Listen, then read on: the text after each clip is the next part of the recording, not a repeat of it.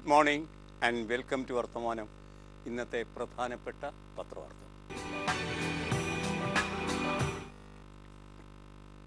ഇന്ന് പാർലമെൻറ്റ് സമ്മേളനം ആരംഭിക്കുകയാണ്. ബജറ്റ് സമ്മേളനമാണ് ഇത്തവണ നടക്കുന്നത്.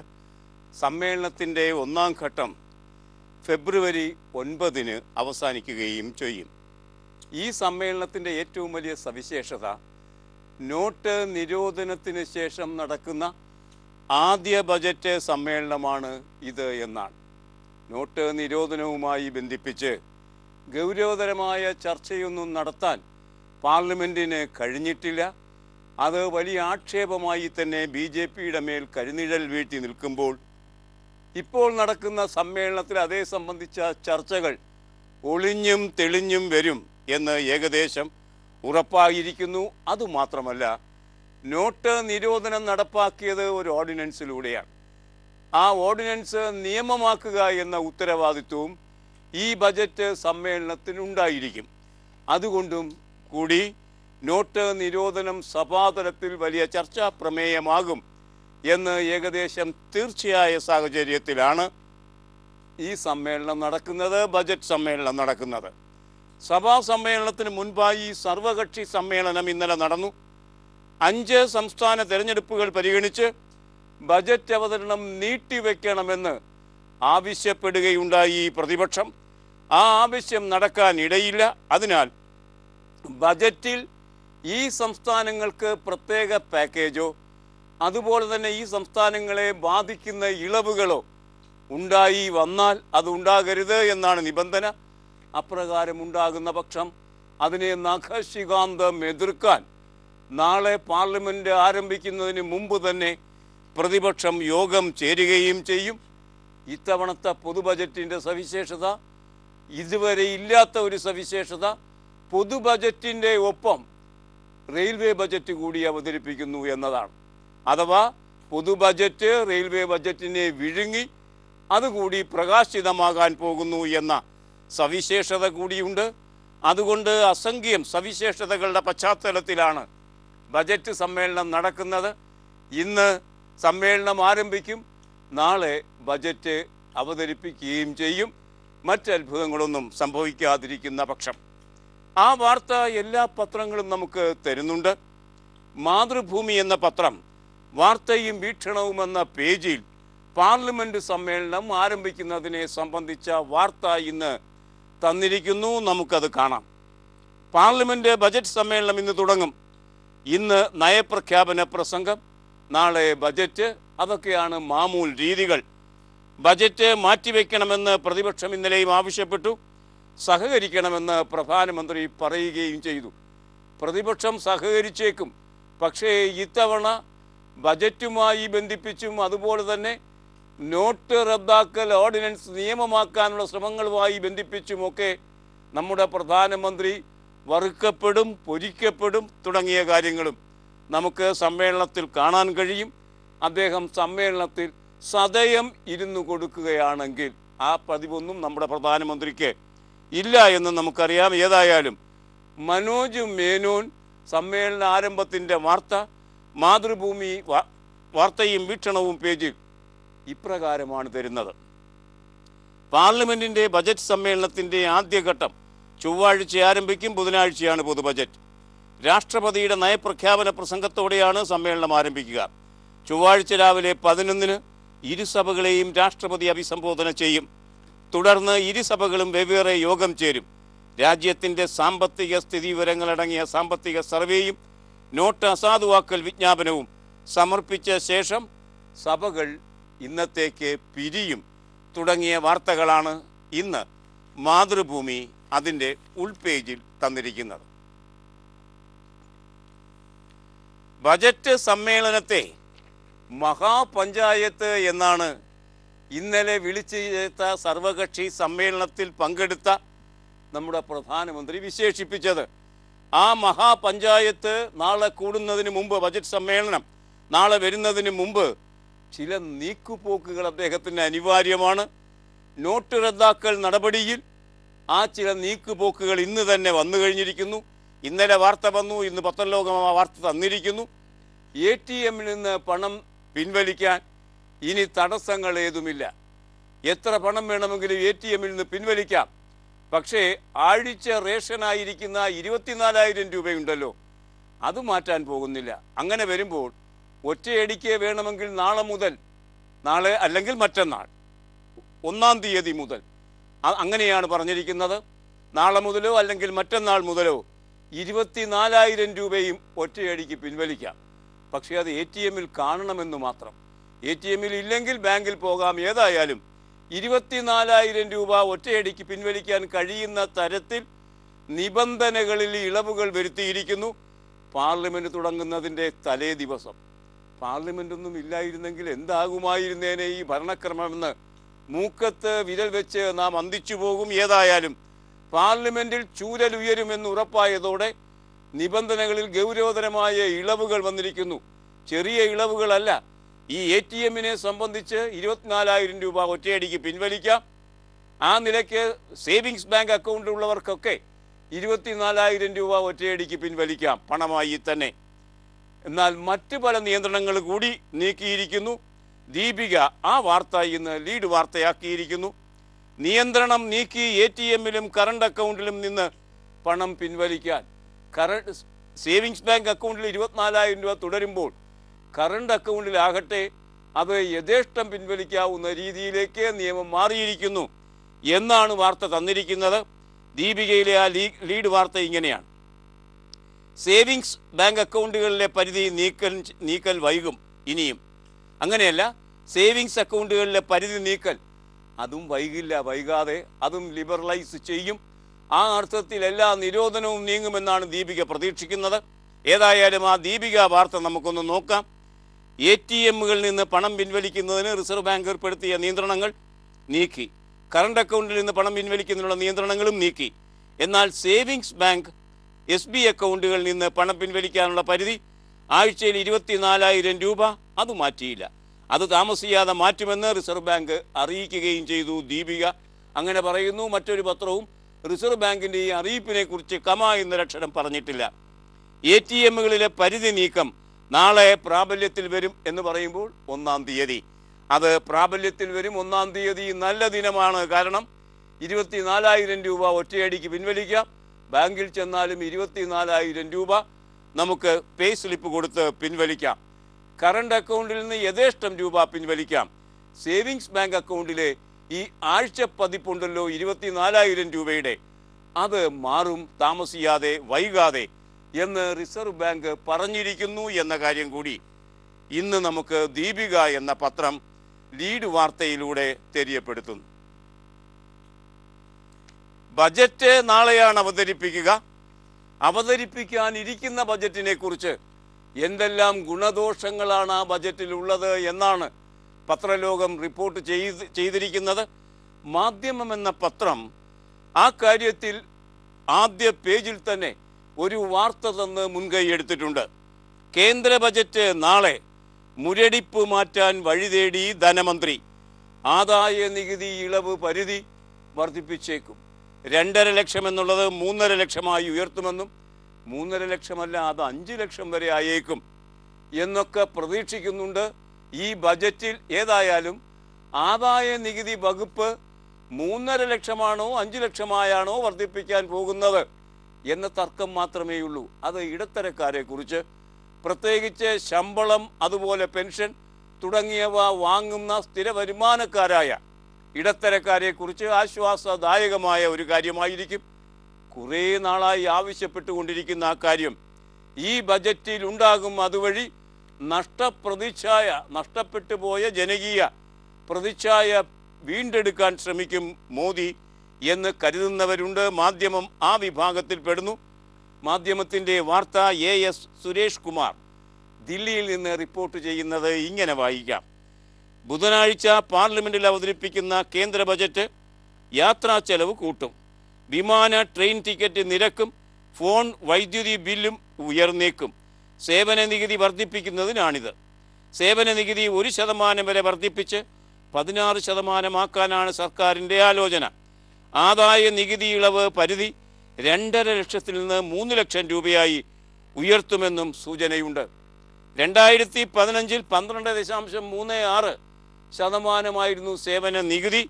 അത് പല തവണകളായി മാറ്റി 14ഉം 15% ഉയർത്തിയതിൻ്റെ ക്രെഡിറ്റ് പ്രധാനമന്ത്രി നരേന്ദ്രമോദിക്ക് തന്നെയാണ്. അത് 16% ഉയർത്താൻ പോകുന്നു എന്ന് പറയുമ്പോൾ തൊട്ടതിനും പിടിച്ചതിനുമൊക്കെ വില കൂടും എന്ന് തന്നെയാണ് അർത്ഥം.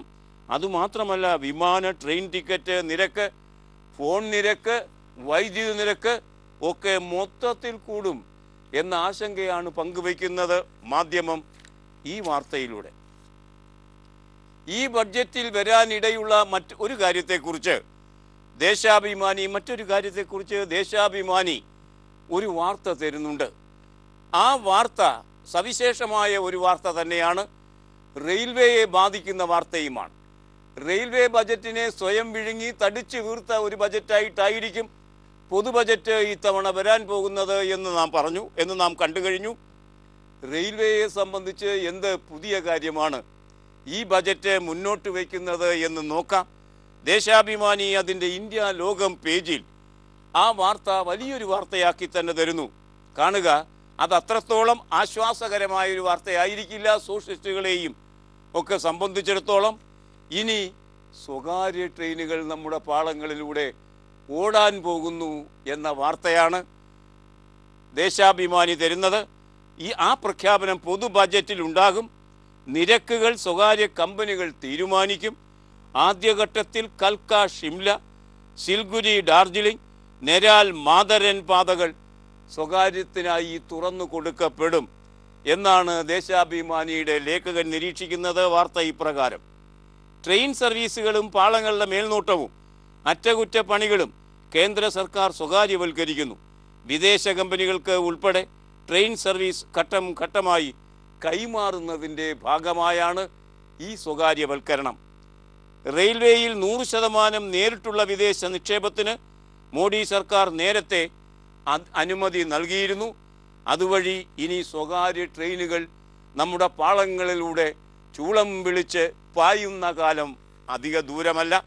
അതേ സംബന്ധിച്ച കാഴ്ചപ്പാടും നമ്മുടെ ഈ ബജറ്റിൽ ഉണ്ടാകും എന്നാണ് വാർത്ത നമ്മോട് പറയുന്നത്.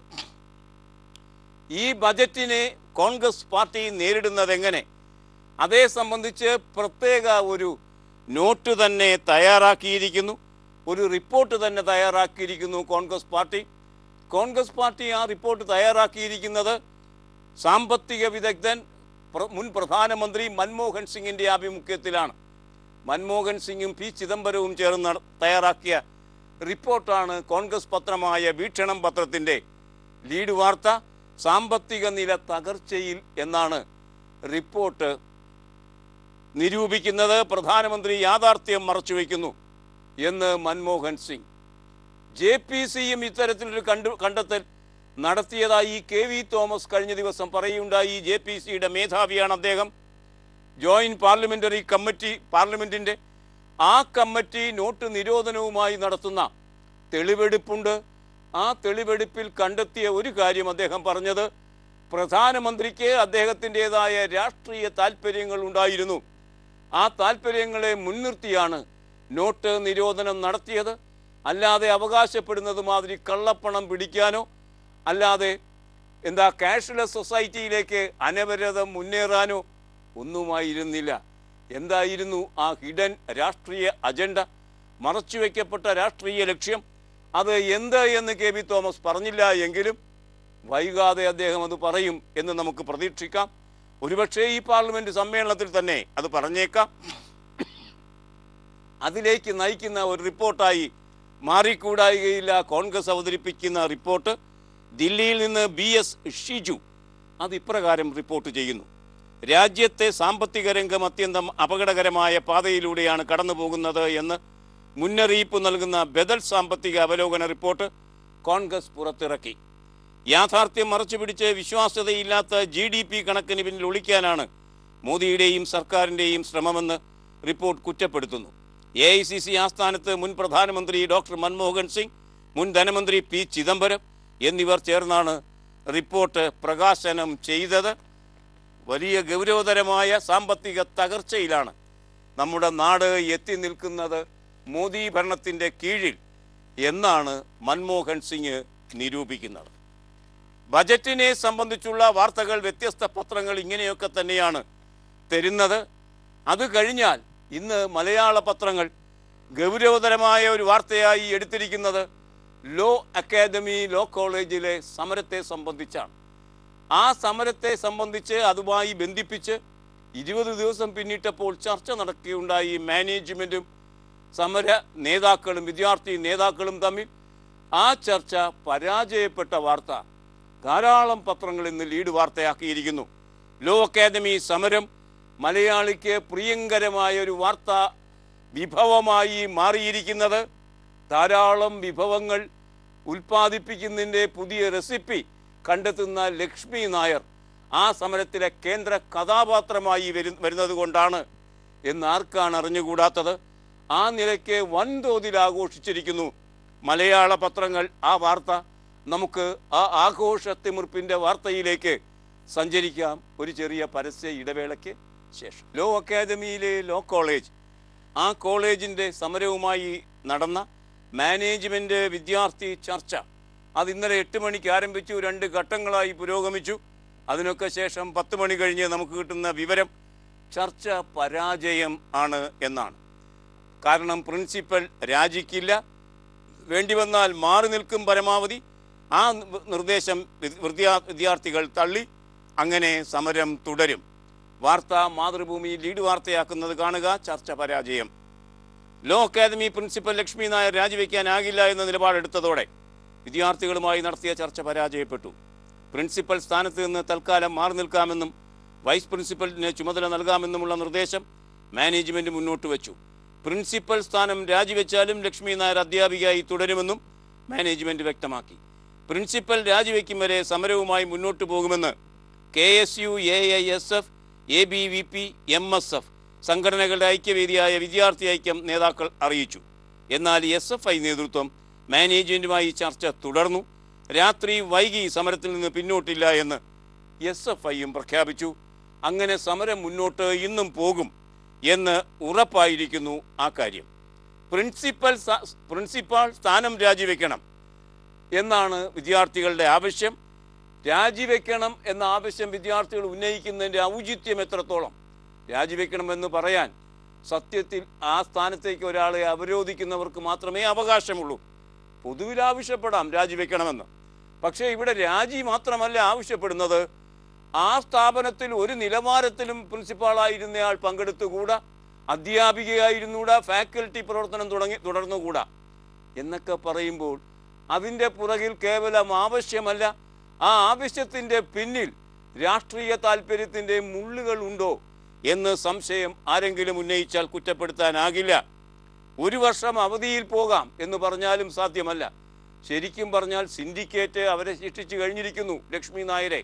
കാരണം അടുത്ത 5 വർഷത്തേക്ക് പരീക്ഷാ കാര്യങ്ങളിലും ഇന്റേൺഷിപ്പിൻ്റെ കാര്യത്തിലുമൊന്നും അറ്റൻഡൻസിൻ്റെ കാര്യത്തിലുമൊന്നും ഇടപെടാനുള്ള അവകാശം അവർക്ക് റദ്ദാക്കി കഴിഞ്ഞിരിക്കുന്നു. അങ്ങനെ അധികാരത്തിൻ്റെ ചിറകൊടിഞ്ഞയാളായിട്ടാണ് ലക്ഷ്മി നായർ ഇപ്പോൾ തന്നെ സിൻഡിക്കേറ്റിൻ്റെ തീരുമാനത്തിൻ്റെ ഭാഗമായി കോളേജിൽ നിൽക്കുന്നത്. കോളേജിൽ പഠിപ്പിക്കാൻ പോലും അനുവദിക്കില്ല പ്രിൻസിപ്പാളിനെ എന്ന് പറയുന്നിടത്ത് പ്രിൻസിപ്പാളിനെ മാറ്റി നിർത്തി വൈസ് പ്രിൻസിപ്പാളിന് ആ സ്ഥാനം നൽകാം, ആ ഉത്തരവാദിത്വം നൽകാം. സാധാരണഗതിയിൽ പഠിപ്പിക്കുന്ന അധ്യാപികയായി പോലും വിദ്യാർത്ഥികൾ അംഗീകരിക്കില്ല എന്ന് പറയുമ്പോൾ പ്രിൻസിപ്പാൾ രാജിവെക്കണമെന്ന വാർത്തയ്ക്ക് പിന്നിൽ അവരെ കെട്ടുകെട്ടിക്കണം എന്ന ഉദ്ദേശം തന്നെയാണ് ഉള്ളത് എന്ന് നമുക്ക് കണ്ടെത്തേണ്ടി വരും. ഏതായാലും ഇന്ന് വിദ്യാഭ്യാസ മന്ത്രിയുടെ ആഭിമുഖ്യത്തിൽ മാനേജ്മെൻറ്റുമായി ചർച്ചയുണ്ട്. ആ ചർച്ചയിൽ ഈ കാര്യത്തിൽ ഒരു അനുരഞ്ജനം ഉണ്ടാകുമെന്നും ഈ പ്രശ്നം പരിഹരിക്കപ്പെടുമെന്നും തന്നെ കരുതാവുന്ന ഒരു അവസ്ഥ തന്നെയാണ് ഉണ്ടാവുക. പരിഹാരം എങ്ങനെ വന്നാലും പ്രിൻസിപ്പലിൻ്റെ സ്ഥാനത്ത് ലക്ഷ്മി നായർ ഉണ്ടാകില്ല എന്ന് നമുക്ക് കൃത്യമായി നിരീക്ഷിക്കാവുന്ന ഒരു സാഹചര്യം സംജാതമാകുകയും ചെയ്തിട്ടുണ്ട്. പിന്നെ ലക്ഷ്മി നായരുടെ അവിടെയുള്ള സ്ഥാനം എന്തായിരിക്കും എന്ന് ഇന്ന് അവസാനമായി വിദ്യാഭ്യാസ മന്ത്രിയും മാനേജ്മെൻറ്റും നടത്തുന്ന ചർച്ചയിൽ ഉറപ്പായും തെളിഞ്ഞു വരും എന്ന് തന്നെ പ്രതീക്ഷിക്കാം. അതുകൊണ്ട് ഇതിൻ്റെ പരിഹാരം അകലെയല്ല. ഒരുപക്ഷെ ഇന്ന് ഇരുണ്ട് വെളുക്കുന്നതിന് മുമ്പ് അത് സംജാതമായേക്കാം. ഇതിനിടയിൽ നമ്മെ തേടി വരുന്ന മറ്റൊരു വാർത്ത, ജാതി പറഞ്ഞ അധിക്ഷേപം. ലക്ഷ്മി നായർക്കെതിരെ ഒടുവിൽ പോലീസ് കേസെടുക്കുക തന്നെ ചെയ്തു. ലോ അക്കാദമി പ്രിൻസിപ്പൽ ലക്ഷ്മി നായർക്കെതിരെ പട്ടികജാതി പട്ടികവർഗ അതിക്രമ നിയമം പ്രകാരം കേസെടുത്തു എന്ന വാർത്തയും ദേശാഭിമാനി തരുന്നു. മറ്റൊരു കാര്യം ദേശാഭിമാനി തരുന്നത്, ലോ അക്കാദമിയുടെ സ്ഥലം സർക്കാർ സ്ഥലമാണ് എന്ന കാര്യം എല്ലാവർക്കും അറിയുന്ന കാര്യം. മാതൃഭൂമി പ്രധാനപ്പെട്ട വാർത്തയാക്കി 1-ാം പേജിൽ തരുന്നു. ഫയലുകൾ മുങ്ങി, രേഖകൾ പറയുന്നു. ലോ അക്കാദമിയുടേത് സർക്കാർ സ്ഥലം. അനീഷ് ജേക്കബ് റിപ്പോർട്ട് ചെയ്യുന്നത് കാണുക. കേരള ലോ അക്കാദമിയുടെ സ്ഥലം സംസ്ഥാന സർക്കാരിൻ്റേതാണ് എന്ന് ഔദ്യോഗിക രേഖകൾ. എന്നാൽ ഇത് സംബന്ധിച്ച ഫയൽ സർക്കാർ ഓഫീസുകളിൽ നിന്നും കേരള സർവകലാശാലയിൽ നിന്നും മുക്കി. ഫയൽ കാണാതായതിന് പിന്നിൽ ദുരൂഹതയുണ്ട് എന്നാണ് ആരോപണം. തെളിവായി നിയമസഭാ രേഖകൾ ഉദ്ധരിക്കുന്നുണ്ട്. 1968 11 ഏക്കർ 49 സെന്റ് സ്ഥലമാണ് മന്ത്രി MN ഗോവിന്ദൻ നായർ ഈ സൊസൈറ്റിക്ക് നൽകിയത്. ലോ അക്കാദമി ഒരു പ്രത്യേക വ്യക്തിയുടെ വകയല്ല. അതിൻ്റെ ചീഫ് പാട്രൺ ഗവർണറാണ്. പാട്രൺ ചീഫ് മിനിസ്റ്ററും റവന്യൂ മന്ത്രിയും വിദ്യാഭ്യാസ മന്ത്രിയും പിന്നെ 3 ഹൈക്കോടതി ജഡ്ജിമാരും പ്രമുഖ വക്കീലന്മാരും അതിൽ അംഗങ്ങളായി ഉണ്ടാവുമെന്ന് 68-ലെ നിലപാട് ഒരിക്കൽ കൂടി മാതൃഭൂമി പറഞ്ഞിരിക്കുന്നു. ആ നിലപാടൊക്കെ കാറ്റിൽ പറത്തപ്പെട്ടിരിക്കുന്നു എന്നാണ് ഇന്നത്തെ അവസ്ഥയിൽ നമുക്ക് ചിന്തിക്കാൻ കഴിയുക എന്ന് പറയാതെ വയ്യ. ദേശാഭിമാനി ഇന്ന് ഈ കാര്യം ലീഡ് വാർത്തയാക്കിയിട്ടുണ്ട്. എന്താണ് ഭരണകക്ഷിയുടെ പത്രമായ ദേശാഭിമാനി പറയുന്നത് എന്നതും കൗതുകകരമാണ്.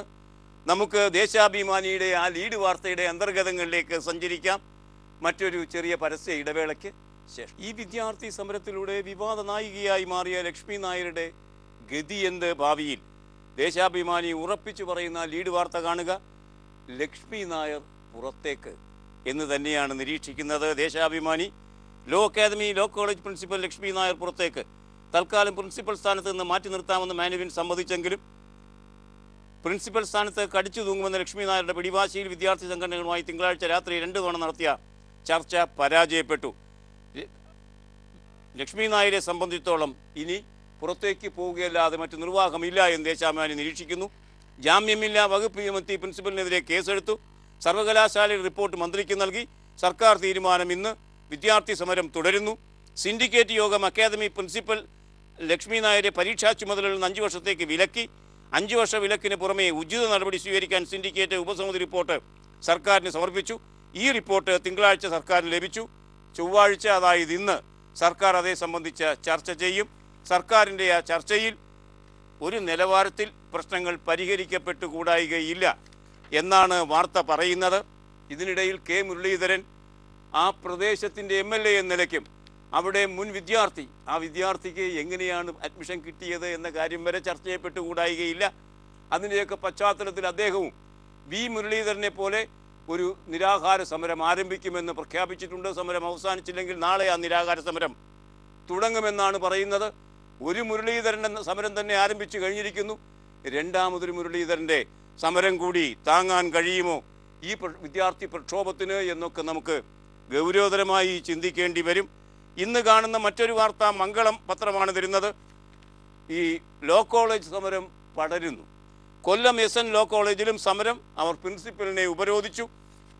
ഈ സമാനമായ ആവശ്യങ്ങളാണ് അവിടെയും ഉന്നയിക്കപ്പെട്ടിരിക്കുന്നത് എന്നതും കൗതുകകരമായ ഒരു കാര്യമാണ്. Indian cricket control board supreme കോടതി ഉടച്ചു വാർത്തു. മുൻ CAG വിനോദ് റോയ് ഇടക്കാല അധ്യക്ഷനാകും. വിനോദ് റോയ്ക്ക് ക്രിക്കറ്റുമായി എന്ത് ബന്ധമുണ്ടെന്നും ആലോചിക്കരുത്. സുപ്രീം കോടതി കള്ളന്മാരെ മുഴുവൻ പറഞ്ഞുവിട്ട് കള്ളന്മാരല്ല എന്ന് തെളിയിക്കപ്പെട്ട ആളുകളെ ക്രിക്കറ്റ് ബോർഡിലേക്ക് അവരോധിക്കുകയാണ് ഉണ്ടായത്. ആ അർത്ഥത്തിൽ സുപ്രീം കോടതി വിജയിച്ചു എന്ന് പറയാം. സിറാജ് എന്ന പത്രം മുൻപേജിൽ ആ വാർത്ത തരുന്നു. മുൻ CAG വിനോദ് റോയ് ഇടക്കാല അധ്യക്ഷൻ. ലോധ കമ്മിറ്റി റിപ്പോർട്ട് നടപ്പിലാക്കാനുള്ള സുപ്രീം കോടതി നിർദ്ദേശം അവഗണിച്ച Indian cricket control board supreme കോടതി ഉടച്ചു വാർത്തു. മുൻ CAG വിനോദ് റോയ് ഇടക്കാല അധ്യക്ഷനായി മാറുകയും ചെയ്തു. ഇടക്കാല പ്രസിഡന്റും ഭരണസമിതി അംഗങ്ങളും നിലവിൽ ക്രിക്കറ്റ് കൺട്രോൾ ബോർഡുമായോ ഏതെങ്കിലും സംസ്ഥാന ക്രിക്കറ്റ് അസോസിയേഷനുകളുമായോ യാതൊരു ബന്ധവും ഇല്ലാത്തവരാണ് എന്നതാണ് ഈ കമ്മിറ്റിയുടെ സവിശേഷത എന്നുകൂടി പറയേണ്ടതുണ്ട്. ഇന്ന് മലയാളം പത്രങ്ങൾ ഗൗരവതരമായ ഒരു വാർത്ത നമ്മുടെ ശ്രദ്ധയിലേക്ക് കൊണ്ടുവന്നിട്ടുണ്ട്. PSC എന്നത് കേരളത്തെ സംബന്ധിച്ചോളം ലക്ഷക്കണക്കിന് ഉദ്യോഗാർത്ഥികളുടെ ഒരു അഭയസ്ഥാനമാണ്. അവിടെ നടക്കുന്ന ഒരു പരീക്ഷ, ആ പരീക്ഷ ക്വസ്റ്റ്യൻ പേപ്പർ തയ്യാറാക്കിയ ആൾ തന്നെ പരീക്ഷാർത്ഥിയായി, അയാൾ തന്നെ പരീക്ഷ എഴുതിയത് കണ്ടെത്തപ്പെട്ടു. അങ്ങനെ ക്വസ്റ്റ്യൻ പേപ്പർ മുതൽ പരീക്ഷ നടക്കുന്നത് വരെ നടന്ന ഒരു വലിയ തിരിമറിയെക്കുറിച്ചുള്ള വാർത്ത ഇന്ന് പത്രലോകം തരുന്നു. PSCയെ സംബന്ധിച്ച് അങ്ങേയറ്റം അവഹേളനാപരമായ ഒരു വാർത്ത തന്നെയാണത്. അത് വലിയ അന്വേഷണത്തിലേക്ക് പോകുന്നു. മലയാള മനോരമ അത് ആദ്യ പേജിൽ തന്നെ തന്നിരിക്കുന്നത് കാണുക. ചോദ്യകർത്താക്കളുടെ ഗുരുതര ക്രമക്കേട് കണ്ടെത്തി, PSC പരീക്ഷ റദ്ദാക്കി. ചോദ്യകർത്താക്കൾ ഗുരുതര ക്രമക്കേട് കാട്ടിയെന്ന പ്രാഥമിക അന്വേഷണത്തിൽ വ്യക്തമായ സാഹചര്യത്തിൽ വിവിധ വകുപ്പുകളിൽ ലൈബ്രറിയൻ ഗ്രേഡ് 4 തസ്തികയിലേക്ക് നടത്തിയ പരീക്ഷ റദ്ദാക്കാൻ PSC തീരുമാനിച്ചു. ലൈബ്രറിയൻ ഗ്രേഡ് 4 തസ്തികയിലേക്ക് പരീക്ഷ 2 പേരെ ചോദ്യപേപ്പർ തയ്യാറാക്കാൻ നിയോഗിച്ചു. ഒരാൾ കോളേജ് അധ്യാപകൻ ഡോക്ടർ KC അബ്ദുൽ മജീദ്, മറ്റേയാൾ MG സർവകലാശാലയിലെ ഒരു ഗസ്റ്റ് അധ്യാപകൻ. 2 പേരും കൂടി ചോദ്യക്കടലാസൊക്കെ ഉണ്ടാക്കി. എന്നിട്ടോ ഇവർ കൂടിയാലോചിച്ച് 2 ചോദ്യക്കടലാസ് തയ്യാറാക്കി നൽകിയെന്നാണ് ആക്ഷേപം. ഇതിൽ 80% ചോദ്യങ്ങളും 2 എണ്ണത്തിൽ ഉൾപ്പെടുത്തിയിരുന്നുവെന്ന് PSC വിജിലൻസ് പ്രാഥമിക അന്വേഷണത്തിൽ വ്യക്തമായി. ഇതിൽ ഒരാളുടെ ചോദ്യക്കടലാസിൽ PSC പരീക്ഷ നടത്തി, മറ്റേയാൾ ഇതേ പരീക്ഷ എഴുതി. എന്നാൽ തൻ്റെ പേരിലുള്ള രജിസ്ട്രേഷൻ നമ്പറിലല്ല പരീക്ഷ എഴുതിയത് എന്നാണ് ഇയാൾ ഇപ്പോൾ പറയുന്നത്. അങ്ങനെ വരികയാണെങ്കിൽ അവിടെ ആൾമാറാട്ടം കൂടി നടന്നിരിക്കുന്നു എന്ന് പറയുമ്പോൾ PSCയുടെ പരീക്ഷയ്ക്ക് എന്ത് വിശ്വാസ്യതയാണുള്ളത് എന്ന് മൂക്കത്ത് വിരൽ വെച്ച് നാം ആലോചിച്ചു പോകും. ഇനി ഇന്നത്തെ കാർട്ടൂൺ. UPയിലെ തെരഞ്ഞെടുപ്പിൽ BJPയുടെ വാഗ്ദാനങ്ങളിൽ പ്രമുഖം രാമക്ഷേത്രം പണിയും എന്നത് തന്നെയാണ്. ഇനി നമുക്ക് ഈ കാർട്ടൂൺ ഒന്ന് കാണാം. 1990 മുതൽ കഴിഞ്ഞ 27 വർഷമായി BJP പറയുന്നതാണ് രാമക്ഷേത്രം പണിയുമെന്ന്. നമ്മുടെ പഴയ റെക്കോർഡുണ്ടല്ലോ, ആ റെക്കോർഡിൽ സൂചി തെറ്റിപ്പോയാൽ അത് വീണ്ടും വീണ്ടും ആവർത്തിക്കുന്ന മാതിരി മന്ദിർ മന്ദിർ മന്ദിർ എന്ന് ആവർത്തിച്ചു കൊണ്ടിരിക്കുന്ന പോലെയാണ് BJP അത് പറയുന്നത്. അത് കേട്ട് മടുത്ത് ചെവിയിൽ വിരലിടുന്ന വോട്ടറുടെ പ്രതികരണം ഈ കേശവ് കാർട്ടൂൺ ഹിന്ദുവിലൂടെ നമ്മോട് പറയുന്നു. ഇനി ഇന്നത്തെ ചിത്രം. ഇന്ന് പാർലമെന്റ് സമ്മേളനം തുടങ്ങുകയാണ്. പ്രമുഖ വിഷയമായി നോട്ട് നിരോധനം വരിക തന്നെ ചെയ്യും. ഇനി നമുക്ക് ഈ ചിത്രം ഒന്ന് കാണാം. തക്കാളിയുടെ ന്യായവില താണുപോയി. അതും ലഭിക്കാതായപ്പോൾ റാഞ്ചിയിലെ നാഷണൽ ഹൈവേ തക്കാളി കൊണ്ട് ഉപരോധിക്കുന്ന കർഷകരുടെ ദൃശ്യം MP-മാരും മന്ത്രിമാരും, എന്തിന് നമ്മുടെ പ്രധാനമന്ത്രി പോലും കാണേണ്ട ദൃശ്യം ജനൈകം ഇന്ന് അവസാന പുറത്ത് നമുക്ക് തന്നിരിക്കുന്നു. ഈ ചിത്രത്തോടെ ഇന്നത്തെ വർത്തമാനം സമാപിക്കുകയാണ്. Nice day, good by.